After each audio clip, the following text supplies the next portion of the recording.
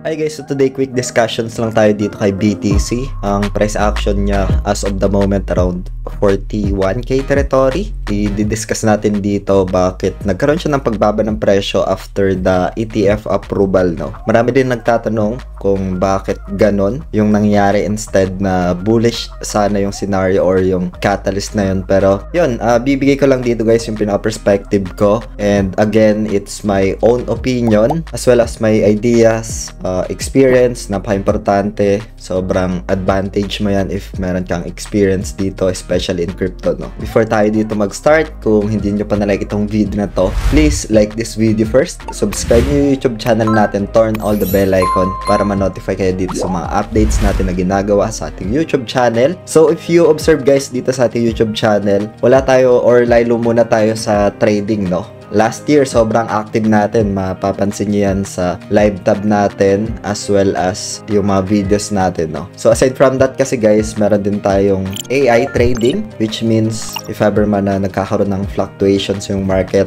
is that meron tayong nakasetup dyan, no? And isa rin sa na-observe ko pagpasok nung 2024, isa sa narrative is that yung airdrop, no? Which is, ito hindi na bago to guys, no? Pinagdaanan ko yung airdrop season in crypto, no? Isa din to sa mga drivers para ma-build yung bull market, no? So, isa yan sa mga factors, no? But then again guys, ang daming factors na kailangan nating i-consider dito in crypto space as well as for Bitcoin price actions guys, no? So, ang daming factors. And ito, own perspective ko lang ito. In the next coming days, maybe we'll have some live. I'll try to live this week guys, no? Kasi meron tayong event na dadaluhan sa Makati. Free lang naman yon.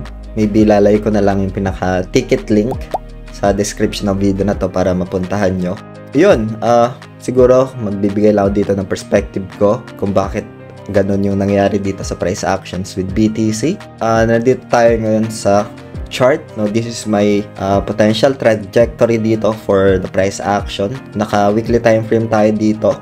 So, current state or pinaka-phase na market cycle is that we are on reaccumulation, no? So, if we observe yung reaccumulation is that it's a crucial phase sa market cycle yan. Pero, it's an opportunity for those who want to reaccumulate guys, no? So, yung mga institutions may sell their holdings temporarily. And yung price action is that mag-reset muna from its impulse, magkakaroon muna siya ng retracements or corrective, no? So, that's the reaccumulation dito before mag-start yung bull market, no? So, this is just my own trajectory and my ideas lang dito. It's better to have this kind of diagram for me to cross-validate yung price action. Saan nga ba tayo? Timing is very important, no? So, ngayon, if we take a look dito, weekly time frame, nasa reaccumulation tayo. Bakit nga ba nagkaroon ng retracements after this ETF approval? So, punta muna tayo dito guys sa chart. Actually, yung price niya after ETF is that nag-push pa to ng 48, no, which is the major resistance territory for the Bitcoin price action, no? Ito. So, kung titingnan natin sa daily or check muna natin sa daily, itong area na to is a vital resistance, can be considered as major resistance, no? So, for me, before ETF approval, yung price action dito guys is that seems like the price in, no? If we take a look dito, ilang months nang nagrarally to, wala pang pinaka-retracement. So, high probability is that if merong good catalyst, yung mga nakabili dito sa baba is that potentially pwedeng mag-take profits muna temporarily, no? At if mapapansin natin dito sa price action, yung price action niya dito is on the impulse, no? Wala pang pinaka-corrective. It's not healthy for the price action pag ganito yung structure niya. Kailangan niya muna mag-reset or magkaroon ng retracements, no? If we observe dito sa mga nakaraang price action niya, meron siya ditong retracement na nangyayari, no? So, if observe dito, price goes up, tapos retrace. And because of that retracements, nakuha natin or na-achieve yung 48k. So, that's the result of that retracements, no? Itong 48k territory na to, no? Yeah, Ngayon, it's January. As per my experience, again guys, no, I just discussing lang dito ng sariling opinion ko. Again, itong video natin today is just for ideas for friends and does not qualify as an investment or financial advice. Hope you get some ideas lang dito, especially dun sa mga nagtatanong, no. So, January is that tax season sa US, and pagkatapos niyan, meron pang Chinese New Year.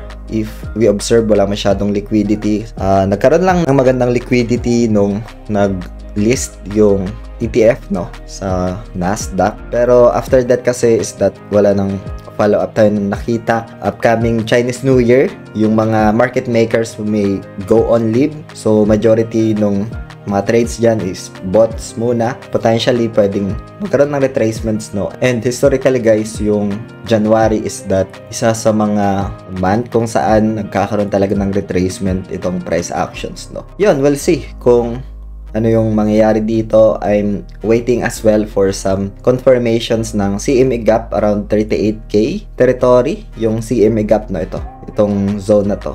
And vital support, I discussed na rin ata ito dun sa previous video natin. So, punta tayo dito. Ito. So, na-discuss ko na dito sa may Bitcoin halving, no? Yun, as well as ito guys, pwede nyo panoorin to. Ito pala. I think na-discuss ko na rin to dito. And yun, I'm waiting for some potential retracement dito kasi if we measure dito ng web retracement from start ng impulse hanggang dito is that we can confirm 0.5, 38k, 618 territory, around 34, pero sometimes if gusto i-retest ng price action, babalikan pa niya tong area na to, no, which is previous resistance magiging support. That's type of role reversal na tinatawag, no. So, we're on the reaccumulation phase. As mentioned dito, reaccumulation often involves smart money or institutional investors accumulating more of the asset, no. So, it has a phase as well that can help shake up yung mga weak hands, mga nagpapanik na traders easily and sell at a slightest sign of trouble. This process can create more stable base of investors and reduce likelihood of sudden sharp declines, no. So, hope this video helps, guys. If meron kayong mga questions, feel free to ask lang dito sa ating YouTube channel. Siguro this month, you will see some majority of my content for airdrops, AI trading, and other opportunity, guys, no. So, yan lang for today. Maraming salamat ulit sa panunood. Ingat tayong lahat. Peace out. Bye for now.